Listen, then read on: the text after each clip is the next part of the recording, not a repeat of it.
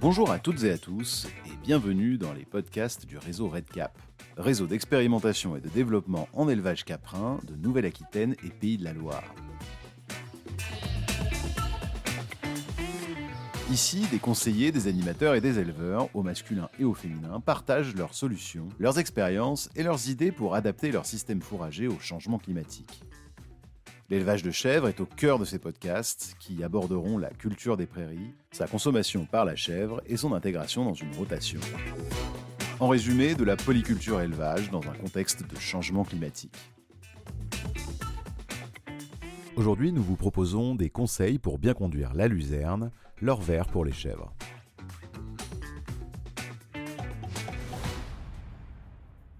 Jérémy, tu es animateur du réseau RedCap. Quels sont les intérêts de la luzerne dans les systèmes caprins ?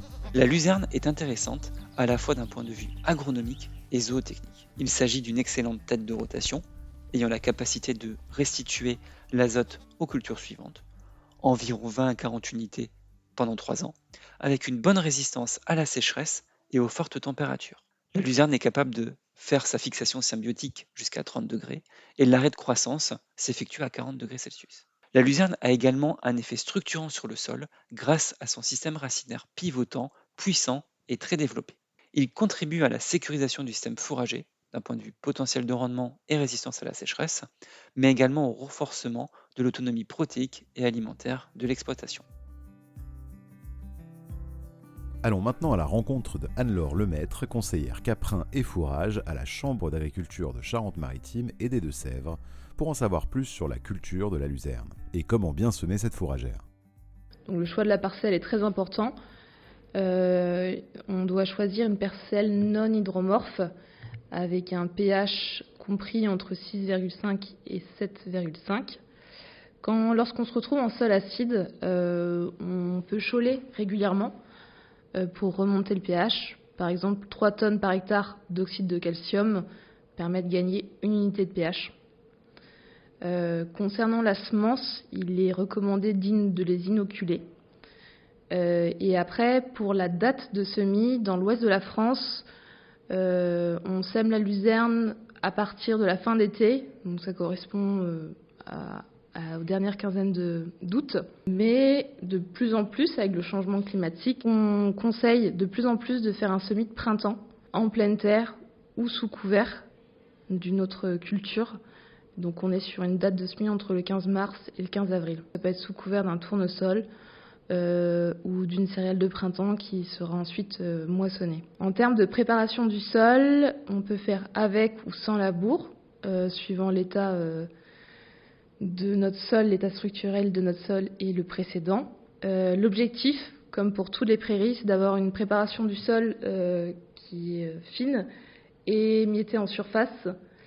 Et on a une profondeur de semis de 1 cm maximum. Voilà. Et lorsqu'on sème, on a une vitesse d'avancement de 3 à 4 km/h pour vraiment améliorer la régularité du semis. Et on ne néglige pas le tassement après le semis.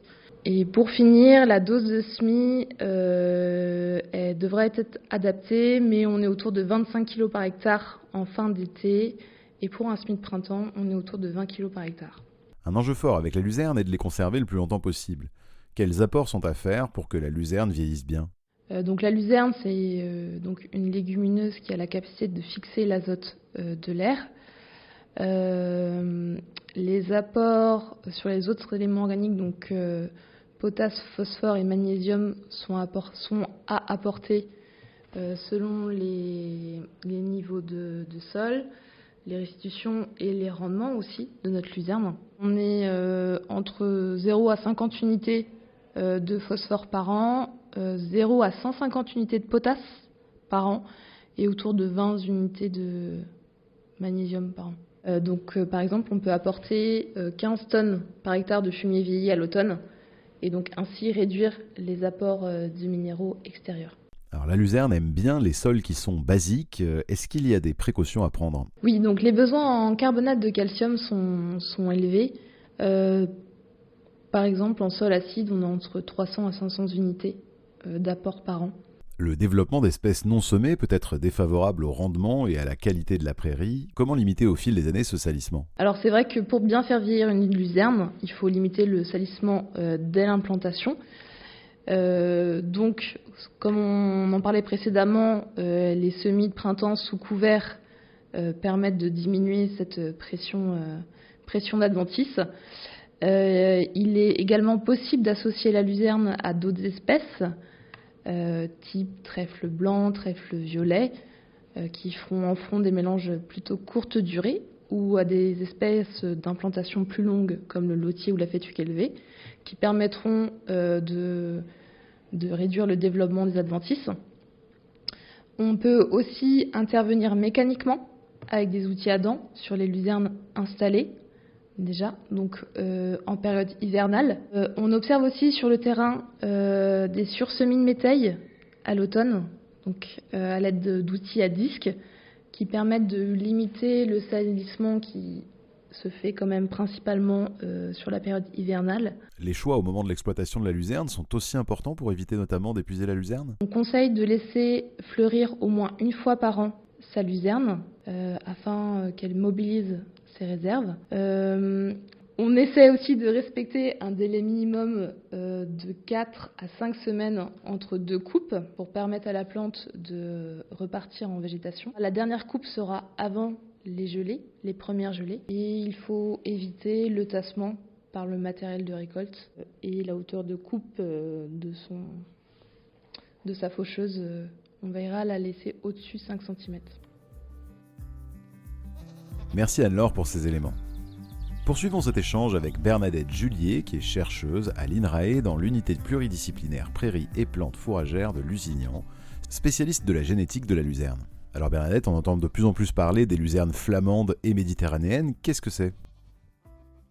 Alors, il faut connaître un aspect principal qui est un peu lié à la phénologie, qui est la dormance automnale de la luzerne.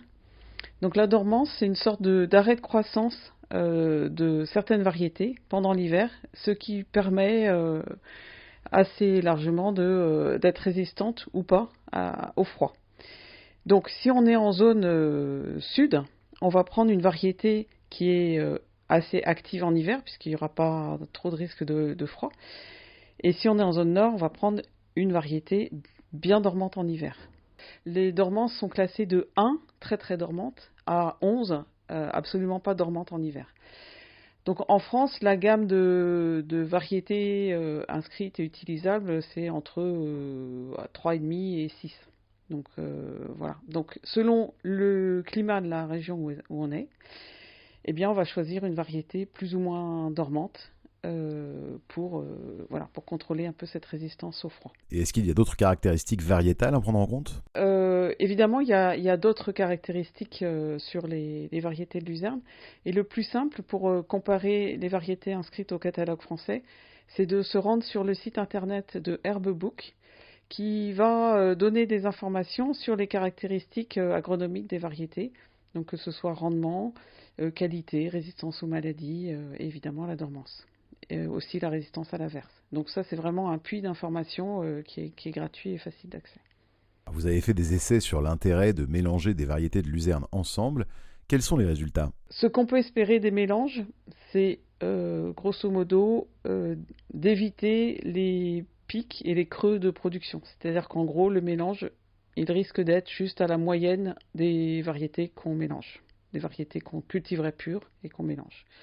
Ça permet en fait de lisser la production. Oui, c'est ça, on pourrait dire ça comme ça. Et en pur ou en mélange, il vaut mieux choisir des variétés récentes. Oui, c'est ça. Mais année après année, il y a des variétés qui sont améliorées en rendement, en qualité, que ce soit teneur en protéines, digestibilité, donc une réduction de la teneur en fibres qui permet une meilleure digestibilité.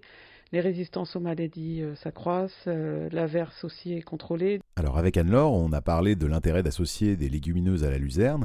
Vous avez fait des essais d'association de luzerne avec des espèces graminées. Quels sont les résultats? Oui, alors ces essais, initialement, on les a faits parce qu'on avait des questions sur la gestion des adventices dans les luzernières. C'est une espèce sur laquelle on applique couramment un herbicide.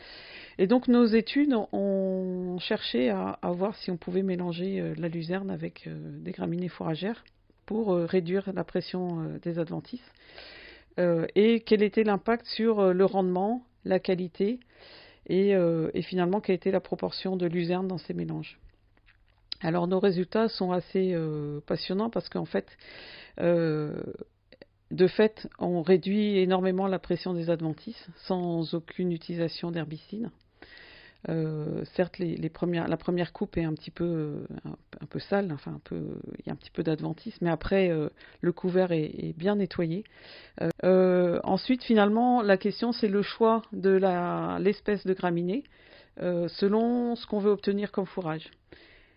En gros, si vous voulez récolter essentiellement de la luzerne, parce que vous voulez produire un fourrage très riche en protéines, il faut choisir une espèce de graminée qui est une petite graminée. Alors ça peut être fétuque des prés, fléole des prés, voire brome. Et si vous voulez un fourrage plus équilibré entre luzerne et graminée, donc plus équilibré entre teneur en protéines et teneur en énergie, eh bien il faut prendre une grande espèce de type dactyle ou fétuque élevé. Et nous, on a eu des résultats tout à fait médiocres avec le régras anglais mélangé à la luzerne. Alors le régras anglais, c'est une espèce vraiment très très bien, mais plutôt réservée à une association avec le trèfle blanc, ce qui est bien connu, ou le trèfle violet. Tout ça sans herbicide. La dose de semis doit être adaptée à son contexte local. Qu'avez-vous fait dans vos essais à Lusignan ? Là, dans nos essais, on était plutôt de l'ordre de demi-dose de chaque espèce. Donc demi-dose de la culture en pur. Pour finir cet épisode, faisons un point avec Jérémy Jost sur un bioagresseur de la luzerne, la cuscute. Il s'agit d'une plante annuelle, sans chlorophylle, qui parasite les plantes en se fixant sur les tiges. Elle prélève la sève directement des faisceaux conducteurs des plantes. En se développant rapidement, elle épuise sa plante hôte et accentue ses besoins en eau. La pénétration des suçoirs dans les tissus hôtes favorise par ailleurs la transmission et l'installation de maladies. Alors comment est-ce qu'on évite d'avoir cette charmante plante dans les luzernes ? La lutte est malheureusement complexe. La surveillance et les mesures de gestion prophylactique sont indispensables. Pour que vos prairies en légumineuses restent indemnes de cuscute, il faut éviter les parcelles ayant eu la cuscute dans le passé, vérifier sa présence aux abords des champs, des chemins, des routes, et visiter régulièrement la parcelle à partir de début avril pour détecter les ronds de cuscute. On conseille d'utiliser uniquement des semences certifiées ou issues de parcelles indemnes, si les semences sont fermières, et à veiller à la propreté des machines utilisées pour le travail du sol et pour la fauche notamment. Et une fois que la cuscute est présente dans la prairie ? En cas de présence, il sera important de délimiter la zone d'infestation élargie de 1 mètre et de détruire cette zone le plus rapidement possible, avant la fructification évidemment. La destruction mécanique, par coupe ou arrachage, favorise la dissémination de la cuscute. Le brûlage thermique, avec de la paille sur les ronds infestés, reste la solution la plus efficace après autorisation des services concernés. Il ne faut surtout pas récolter ni faire pâturer les zones contaminées, et à la suite de la destruction thermique, enfuir les graines par un labour plus profond que le labour habituel est intéressant. Enfin, on évitera de réimplanter les 10 années suivantes une culture haute sensible telle que des luzernes ou des trèfles. Si vous souhaitez aller plus loin sur ce thème, des références techniques sont disponibles sur le site internet du réseau REDCap. Ce podcast a été réalisé dans le cadre du projet Info Éco Cap 3, coordonné par le réseau REDCap, l'ANICAP Nouvelle-Aquitaine et l'Institut de l'élevage, avec le soutien financier de la région Nouvelle-Aquitaine et de l'Union européenne. Réalisation Jérémy Jost et Servane Leclerc, montage Philippe Berthet, propos recueillis en 2024 et 2025.